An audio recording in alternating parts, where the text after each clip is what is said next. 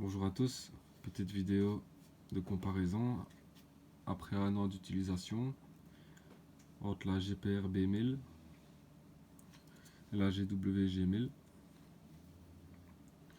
Donc on va faire le tour de l'extérieur déjà. Alors ici on a un bracelet en résine qui est très épais, assez rigide. On a le derrière en acier inoxydable où il y a des petites rainures. C'est pas plat, c'est pas lisse. Donc ça va être un peu plus agréable pour si vous transpirez.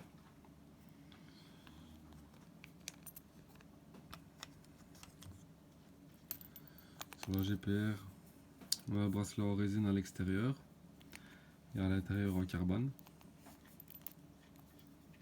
qui sera un peu plus agréable, plus souple, plus lisse. Et il fait la même épaisseur que la GWG.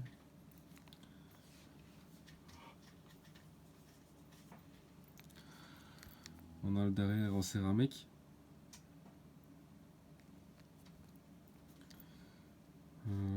Il est tout lisse. Et la surface est assez grande, donc pour la transpiration, il y en aura un peu plus.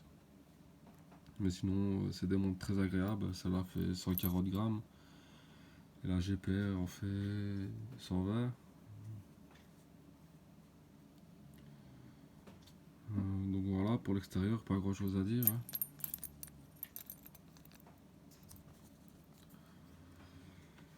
On peut voir que les secondes pètent en même temps. Donc la GWG, je l'ai synchronisé par les ondes radio, le multiband. Et celle-là, je le fais par GPS ou par Bluetooth. Donc j'ai le même résultat. Par GPS, ça prend moins de 10 secondes. Celle-là, pour le multiband, ça prend 2 minutes.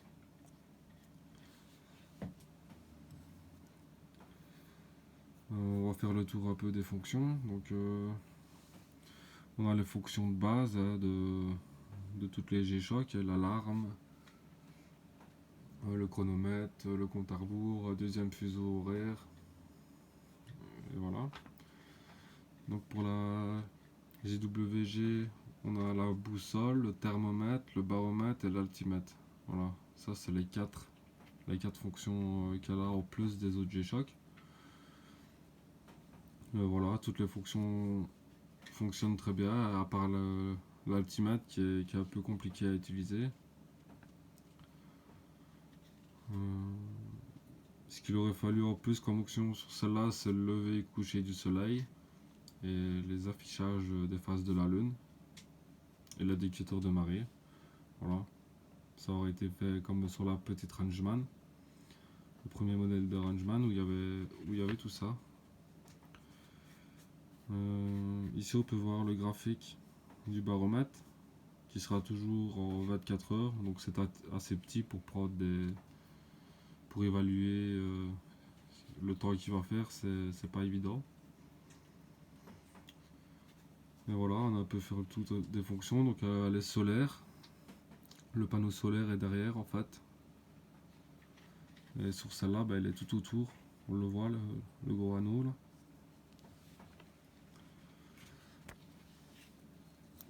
Ici, le rechargement peut se faire grâce à un chargeur qui vient s'adapter dessus et qu'on branchera une prise USB dessus. Donc ils ont fait ça pour pas devoir mettre une prise USB directement sur la montre.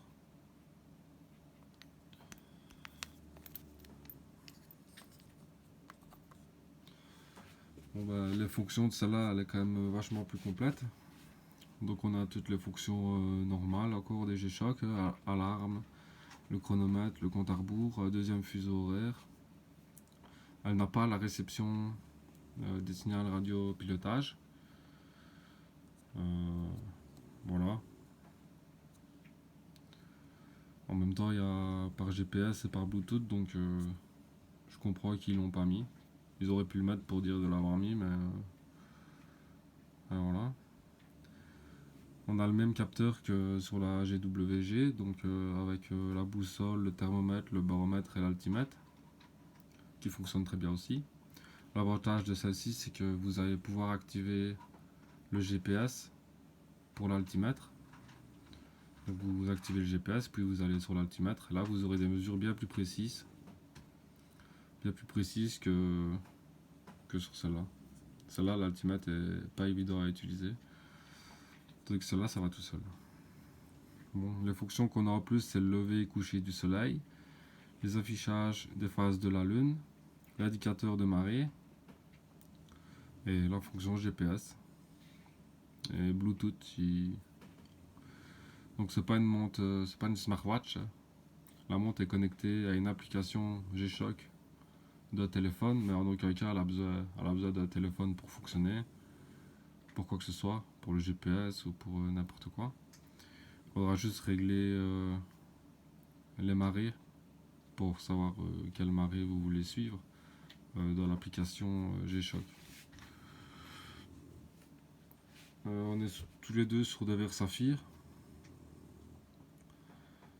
donc assez résistant, anti-rayures le plus possible.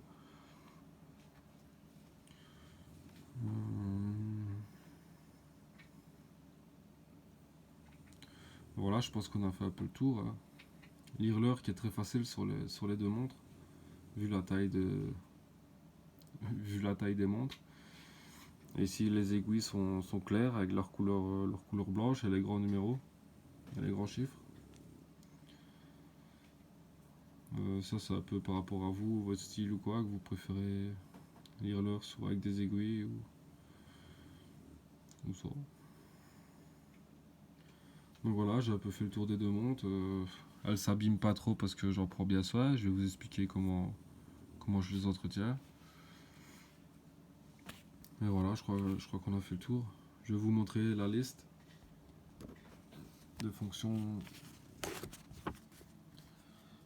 Voilà, je vous conseille de mettre pause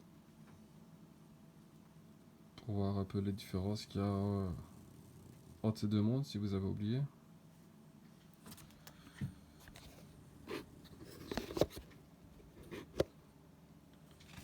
On me demande souvent de choisir laquelle tu préfères ou laquelle est mieux. Il n'y a pas une mieux, il y en a une avec plus de fonctions, il y en a une qui a un peu moins de fonctions mais qui a un peu plus de gueule. Donc voilà, pour moi celle-là a un peu plus de gueule, un peu plus de caractère. Les couleurs utilisées, le jaune, même s'il n'y en a pas beaucoup, c'est pas mal je trouve. Voilà, sinon celle-là est très belle aussi dans son style. Donc je vais vous expliquer comment je les entretiens. Après une journée d'utilisation, je passe un coup de lingette dessus un peu humide.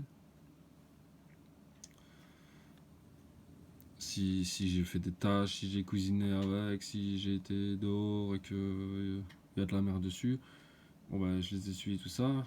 Maintenant si j'arrête tout ça, je passe un petit coup de brosse à dents sèche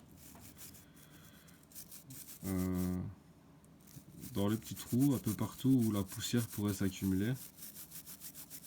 Voilà, ça empêche juste que la poussière s'accumule et que les crasses s'accumulent, même si elle ne rentre pas dans le système parce que c'est bien protégé.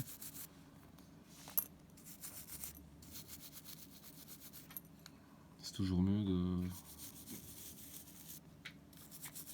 qu'elle soit propre quoi. Donc voilà, une fois par mois ou une fois tous les 2 mois, je passe de l'huile dessus. Donc je prends un coton-tige, je mets cette huile là, voilà, qui est très connue et qui, alors ça va permettre de pas sécher le plastique, la résine. C'est pour ça qu'elles ont encore une belle couleur. Donc là elles sont pas grasses ni rien, mais une fois par mois vous faites ça et sur la résine et pas autre part. Et ça va permettre de garder des belles montres en état. Le problème des G-Shock en général c'est le bracelet qui craque. Donc ici en général, le fait de mettre un peu d'huile dessus, ça permet de pas assécher le plastique et que ça craque pas justement. Donc c'est là que ça craque souvent et là.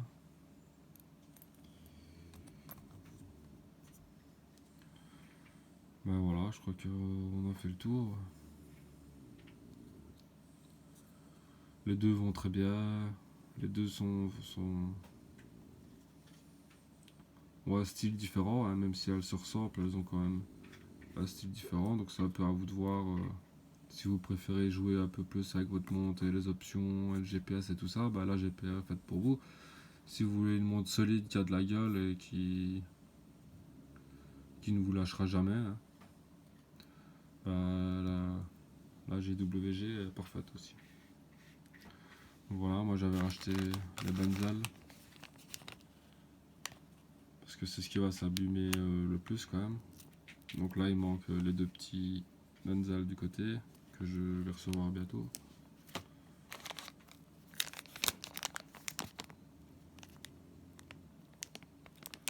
Donc voilà, ça c'est arrivé, c'était tout sec, ça n'avait pas cette couleur là. Cette couleur là elle vient parce qu'elles sont wheelées justement et que ça leur donne une belle couleur noire. Un peu brillante là.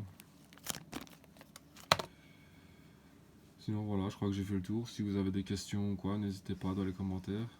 Je vais vous mettre un lien si vous connaissez pas trop G-Shock, qui vous expliquera comment fonctionnent les fonctions justement. Donc ça peut être très pratique si vous y connaissez pas et que vous voulez apprendre plus sur ces montres là. Donc voilà, je vous souhaite une bonne soirée et n'hésitez pas.